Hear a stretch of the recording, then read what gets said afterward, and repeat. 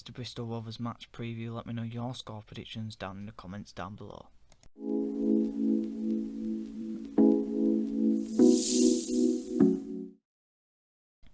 So it's Bradford City v Bristol Rovers match preview. Let's get into what Mark Hughes said before the game. He's had not much to pick up on, but he has had conversations with Stefan Rupp whilst he's been in Bradford, England. And he were talking about budgets and players for next season, and I think that's what the main focus is on next season now, and seeing who we want to keep. And Mark Hughes has stressed how important it is we get players tied down to a contract as early as we can. We haven't had any contracts tied down yet, which is good he's on about that, because it shows that he is interested in some of the players we have got. Also put in the comments down below who you would keep this season going into next season. I think that's the main discussions now. Who would you actually keep out of this squad? I think I can think of 5, which ain't good enough, but there are a few players who I would want to keep. Bristol Rovers are also unbeaten in their last 9 home matches. Going into it, they have beaten Crawley, Harrogate, Colchester, Northampton, but they've coming off of a defeat to Carlisle, who have picked up some good wins. Carlisle, but they are coming off the back of a win, of a defeat. So we could get something against Bristol Rovers. They are the second best team in the league on form. And it is going to be a tough game. They've got Aaron Collins, who's their top goal scorer with 11. Our top goal scorer has 11 too. Anthony Evans is probably their main man. 8 goals and 8 assists this season. The former Everton graduate. And Gwen Whelan, the 38-year-old, who was there with Mark Hughes at Stoke for a long period of that time that he was at Stoke, then moved on to play for Aston Villa, Hearts, Fleetwood, now at Bristol Rovers with Joey Barton. He'll be a tough player to play against in the midfield.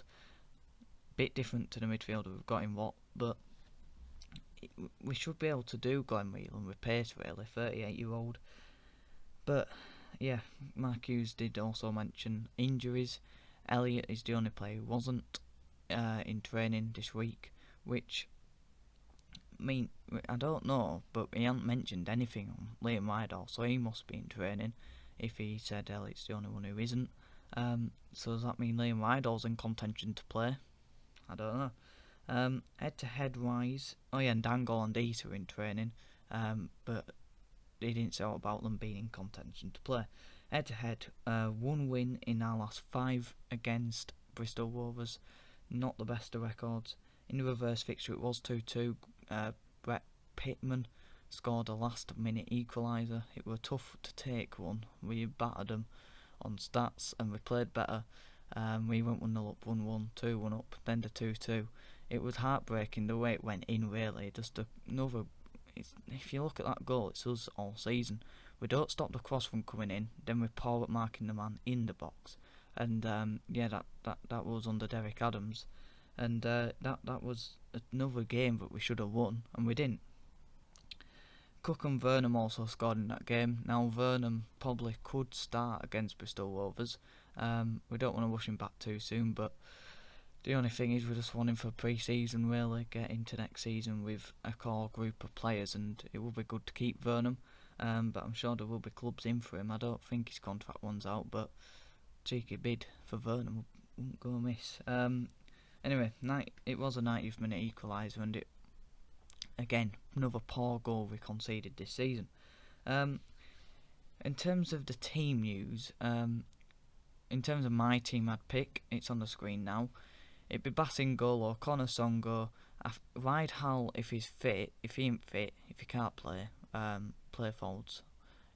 Folds, it's one of those we've been saying all season, would you rather Folds or Rydal in the team? I really wasn't fussed.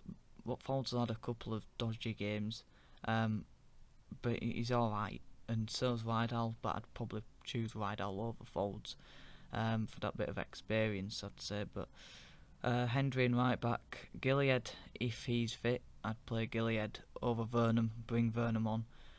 Pereira were brilliant when he came off the bench last Saturday, so I'd play him.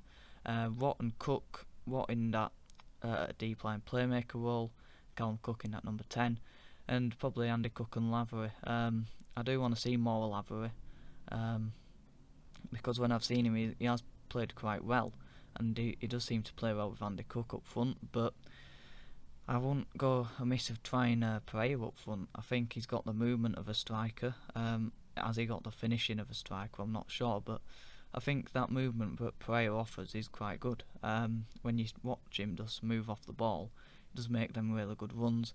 And I won't play Walker. I don't think he had a good game on Saturday. I won't play Evans because I don't think he had a good game on Saturday. And I think from now to the end of the season, I think he's got to be playing players like even Theo Robinson.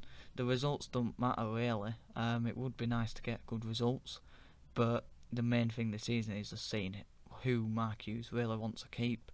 And we've got to forget about this season, just put everything into next season. Who do we want to keep this season? And just play players who haven't really been playing.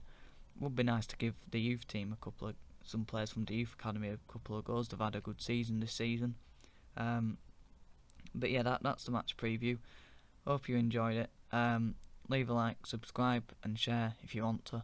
And have a good one.